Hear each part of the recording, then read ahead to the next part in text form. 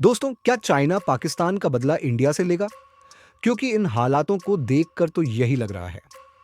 कहने का मतलब, जिस तरह भारत इंडस रिवर के पानी को रोककर पाकिस्तान में जाने देने की बजाय उसका रुख मोड़कर इंडिया में बहाने की सोच रहा है, जिससे पूरा पाकिस्तान सूख जाएगा। ठीक उसी तरह चाइना ब्रह्मपुत्र के पानी पर डैम बनाकर उसका रुख मोड़ने की कोशिश कर रहा है। ब्रह्मपुत्रा, जो भारत के आसाम, अरुणाचल और बांग्लादेश की जान है, उसको चाइना एक पानी के हथियार की तरह इस्तेमाल करने वाला है। दोस्तों, ब्रह्मपुत्रा भारत में बहती है, लेकिन चाइना इसको तोड़ने, मोड़ने और रोकने की साजिश कर रहा है। दोस्तों, चाइना ने ब्रह्मपुत्रा नदी पर पहले जांगू डैम बनाया, फिर डागू बनाया और उसके बाद जिगसू और जियाचा बनाया। इंडिया को लगा कि ये सब तो सिर्फ छोटे छोटे डैम्स हैं और इससे हमें कोई दिक्कत नहीं होगी। पर दोस्तों, इसी लापरवाही का फायदा उठाकर आज चाइना दुनिया का सबसे बड़ा डैम बना रहा है और इंडिया को लगा कि ये सब तो सिर्फ छोटे छोटे डैम्स हैं और इससे हमें कोई दिक्कत नहीं होगी। पर दोस्तों, इसी लापरवाही का फायदा उठाकर आज चाइना सबसे बड़ा वाटर बम गिराने वाला है इंडिया पर। 60,000 मेगावाट्स का मेडोंग डैम बनाकर चाइना भारत के खिलाफ एक वाटर वॉर की साजिश कर रहा है। ये सिर्फ एक डैम नहीं, ये एक नया वेपन है जो चाइना भारत पर कभी भी गिरा सकता है। तो दोस्तों, अगर आज भारत चुप बैठ गया तो कल ब्रह्मपुत्रा सिर्फ एक नाम रह जाएगा और ये सिर्फ एक नदी का नहीं, भारत के जीने या मरने का सवाल है।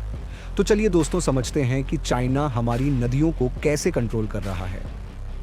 इस कंट्रोल का सबसे बड़ा खेल क्या है और चाइना के इन इरादों का असर क्या होने वाला है, और सबसे बड़ा सवाल ये है कि भारत इसके खिलाफ क्या कर रहा है।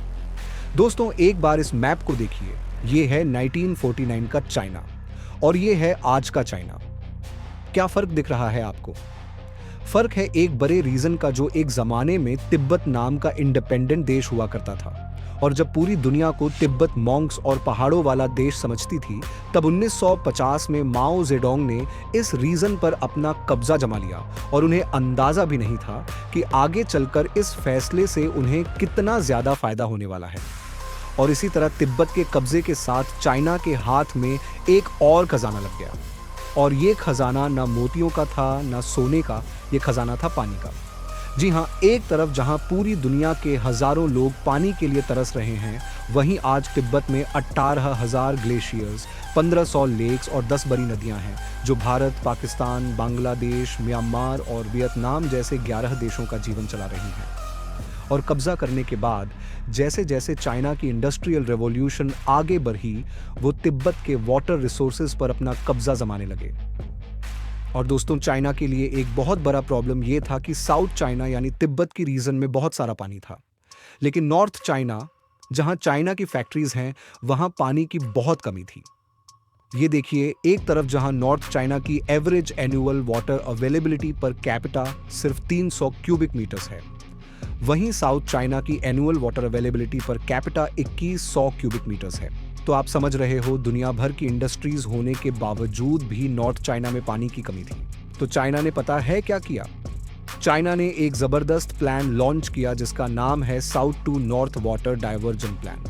यानी चाइना साउथ चाइना के पानी के एक बड़े हिस्से को नॉर्थ चाइना की तरफ डाइवर्ट करना चाहता है, और इससे दोस्तों भारत को एक बहुत बड़ा खतरा है। दोस्तों, यह दुनिया का सबसे बड़ा और महंगा वाटर प्रोजेक्ट है, जिसमें $60 बिलियन यानी 48,000 करोड़ रुपए खर्च होने वाले हैं। और यहीं पर दोस्तों भारत को एक बहुत बड़ा खतरा है, क्योंकि यह प्रोजेक्ट सिर्फ पानी के लिए नहीं, यह प्रोजेक्ट जियोपॉलिटिकल पावर के लिए बनाया जा रहा है। आइए इसको समझते हैं। दोस्तों, इस प्रोजेक्ट को चाइना ने 3 फेजेज में डिवाइड किया है। पहला और दूसरा फेज कंप्लीट हो चुका है, लेकिन तीसरे फेज में आता है खतरा, क्योंकि इस फेज में चाइना डायरेक्टली ब्रह्मपुत्रा नदी के पानी को नॉर्थ चाइना की तरफ डाइवर्ट करेगा। यानी भारत के नॉर्थ ईस्ट में जो नदी चाइना से बहकर आती है, वह पानी अब चाइना के नॉर्दर्न रीजन्स में जाएगी। और यहाँ सिर्फ भारत की नहीं, बल्कि बांग्लादेश और म्यांमार भी इसका शिकार होंगे। दोस्तों, ये देखिए, पिछले 70 से 80 सालों में पूरी दुनिया में 1,50,000 डैम्स बने, लेकिन इनमें से 80,000 डैम्स, आई रिपीट 80,000 डैम्स सिर्फ चाइना ने ही बनाए। और ये डैम्स बस इधर उधर नहीं, बराबर उन नदियों पर बनाए गए हैं जो तिब्बत से निकलते हैं और एशिया के 200 करोड़ लोगों का जीवन चलाती हैं। मतलब चाइना ने सिर्फ अपने देश का नहीं, पूरे साउथ एशिया के पानी का कंट्रोल अपने हाथ में ले लिया है। और यहाँ पर बात और भी खतरनाक हो जाती है दोस्तों, चाइना के पास सिर्फ एक डैम का कंट्रोल नहीं, चाइना के पास एक वाटर बॉम्ब भी है। यकीन नहीं होता है ना? ये देखिए, अगर चाइना पानी रोकता है तो भारत, पाकिस्तान, बांग्लादेश और वियतनाम जैसे देशों में लोग पानी की कमी से मर सकते हैं। लेकिन अगर चाइना एकदम पानी रिलीज कर देता है तो खेत और घर क्या, पूरा का पूरा शहर डूब सकता है। और ऐसा हुआ भी है, और इसका सबूत देता है मेकॉन्ग ट्रेजेडी। दोस्तों, मेकॉन्ग एक ऐसी रिवर है जो साउथ ईस्ट एशिया की लाइफलाइन कहलाती है। यह नदी China, Myanmar, Laos, Thailand, Cambodia और वियतनाम से गुजरकर चलती है और 6 करोड़ लोग एग्रीकल्चर, फिशरीज और ड्रिंकिंग वाटर के लिए मेकॉन्ग पर निर्भर हैं। लेकिन 1980s में चाइना ने मेकॉन्ग रिवर पर अपना पहला डैम बनाया और धीरे धीरे चाइना ने मेकॉन्ग पर 11 मेगा डैम्स बना लिए। और चाइना का कहना था कि ये डैम्स सिर्फ हाइड्रो पावर और इकोनॉमिक डेवलपमेंट के लिए हैं। लेकिन 2019 में पूरी दुनिया ने देखी चाइना की ताकत। अचानक से 2019 में साउथ ईस्ट एशिया ने अपनी हिस्ट्री का सबसे खतरनाक ड्राउट यानी सूखा देखा। कंबोडिया में पानी की कमी की वजह से 80 से 90% से फिशरीज का प्रोडक्शन कम हो गया। वियतनाम में पानी की कमी की वजह से खारा पानी जमीन के अंदर घुस गया और सारी फसलें तबाह हो गईं। और इसी समय इसरो के सैटेलाइट्स ने एक अजीब चीज नोटिस करी। जब कंबोडिया और वियतनाम पानी के लिए तरस रहे थे, तभी चाइना के सारे डैम्स फुल थे। जी हाँ, चाइना के डैम्स फुल थे, लेकिन इतना पानी होने के बाद भी यह पानी चाइना ने कभी भी डाउनस्ट्रीम भेजा ही नहीं। इससे लोगों को यह पता चला कि चाइना ने मेकॉन्ग जानबूझकर सूखने दिया। और जब यह सब बाकी देशों के सामने आया, तब चाइना ने अपनी टिपिकल स्ट्रेटजी अप्लाई करी और कहा कि ये डैम्स तो मेंटेनेंस में है। फिर जाकर सबको समझा कि चाइना ने जो डैम्स बनाए हैं उसका असली मकसद डेवलपमेंट नहीं, जियोपॉलिटिकल कंट्रोल है। और अब चाइना मेकॉन्ग को सिर्फ कंट्रोल नहीं बल्कि उसका नक्शा भी बदल रहा है। ये देखो, नॉर्दर्न थाईलैंड में चाइना माउंटेन्स को तोड़कर रिवर को डीप और चौड़ा बना रहा है ताकि उसके बड़े कार्गो शिप्स और मिलिट्री वेसल्स बिना किसी रुकावट के यूनान प्रोविंस से सीधा साउथ चाइना सी तक जा सके। और अगर ये हो गया तो मेकॉन्ग सिर्फ एक नदी नहीं, चाइना की प्राइवेट ट्रेड और मिलिट्री रूट बन जाएगी। और इसका सबसे बड़ा असर पड़ेगा कंबोडिया के फिशरमैन, वियतनाम के फार्मर्स और लाओस, थाईलैंड की छोटी छोटी कम्युनिटीज पर। अब जरा सोचो, अगर चाइना मेकॉन्ग के साथ ये कर सकता है तो चाइना भारत का क्या हाल करेगा? क्योंकि दोस्तों, भारत की 2 सबसे बड़ी नदियां भी तिब्बत से ही निकलती हैं। ये हैं इंडस और ब्रह्मपुत्र। इंडस नदी माउंट कैलाश से निकलती है और लद्दाख से होते हुए पाकिस्तान ऑक्यूपाइड कश्मीर में चली जाती है। इसकी सबसे बड़ी ट्रिब्यूटरी सतलज भी माउंट कैलाश से निकलकर हिमाचल प्रदेश से गुजर कर आती है और ब्रह्मपुत्रा रिवर भी माउंट कैलाश से ही निकलती है। तिब्बत में इसे यारलुंग सांगपो कहते हैं। पहले ये ईस्टवर्ड फ्लो करती है और फिर अरुणाचल प्रदेश में सियांग रिवर के नाम से भारत में एंटर करती है। मतलब भारत की 2 सबसे बड़ी नदियों का सोर्स चाइना के कंट्रोल में है। और अगर चाइना मेकॉन्ग को अपनी मर्जी से मोड़ सकता है तो भारत के इंडस और ब्रह्मपुत्र को भी चाइना चौक कर सकता है। इस मैप को देखिए, यह सिर्फ एक नदी का फ्लो नहीं, यह एक जियोपॉलिटिकल थ्रेट का दृश्य है। ब्रह्मपुत्र का 30% फ्लो चाइना के एरिया से आता है। मतलब भारत के करोड़ों लोग जिस नदी पर निर्भर हैं, उसकी सोर्स का कंट्रोल चाइना के पास है। तो क्या चाइना मेकॉन्ग की तरह ब्रह्मपुत्र का फ्लो बंद कर सकता है? पूरी नदी तो नहीं रोक सकता, पर नदी के फ्लो को अपनी मर्जी से मैनिपुलेट जरूर कर सकता है। जैसे अगर चाइना ब्रह्मपुत्र का फ्लो मैनिपुलेट करता है तो इससे इंडिया और बांग्लादेश को काफी परेशानी हो सकती है। इंडिया में आसाम और अरुणाचल प्रदेश और बांग्लादेश के खुलना और बरिसल एरिया में सीवियर ड्राउट्स और फ्लडिंग हो सकते हैं। और यही नहीं, दिसंबर 2024 को चाइना का सबसे बड़ा अनाउंसमेंट आया। चाइना की स्टेट रन मीडिया ने यह बताया कि चाइना ब्रह्मपुत्र के ग्रेट बेंड पर भारत के बॉर्डर से सिर्फ 30 किलोमीटर दूर चाइना एक और मेगा डैम बना रहा है।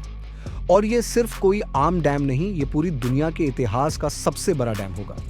और इसी से दोस्तों, भारत को बहुत बड़ी तकलीफ हो सकती है। नंबर 1, अगर वॉर या पॉलिटिकल टेंशन हो तो चाइना इस डैम के पानी को एक हथियार की तरह इस्तेमाल करेगा, कभी ड्राउट कभी फ्लड्स, और ये पहले भी हो चुका है। ये देखिए, 1 अगस्त 2000 में रात 1:30 हिमाचल प्रदेश में सतलज नदी में अचानक से 50 फीट ऊंची लहर दीवार से टकरा गई। ये लहर आई चाइना के पारीचू रिवर से, और ये इतनी तेज थी कि कुछ ही घंटों में पानी का लेवल 15 मीटर तक बढ़ गया। 120 किलोमीटर हाईवे में पानी बह गया, 69 ब्रिजेस तबाह हो गए और 100 से ज्यादा लोगों की जान भी चली गई। ये है दोस्तों चाइना से भारत को खतरा। तो अब सबसे बड़ा सवाल ये है कि भारत इस प्रॉब्लम को कैसे काउंटर करेगा। दोस्तों, भारत अपने खुद के मेगा डैम्स बना रहा है। भारत जानता है कि अगर चाइना ऑपस्ट्रीम पर कंट्रोल बनाकर रखता है तो उसका सिर्फ एक जवाब है, हमें अपना पानी खुद स्टोर और रेगुलेट करना होगा।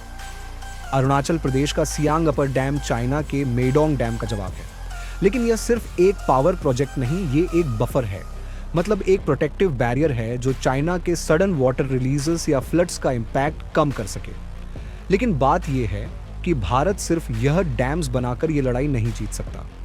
भारत को चाइना के साथ डिप्लोमेटिक डिस्कशंस भी करने होंगे, और भारत की बस एक ही डिमांड है, ट्रांसपेरेंसी और वार्निंग सिस्टम्स।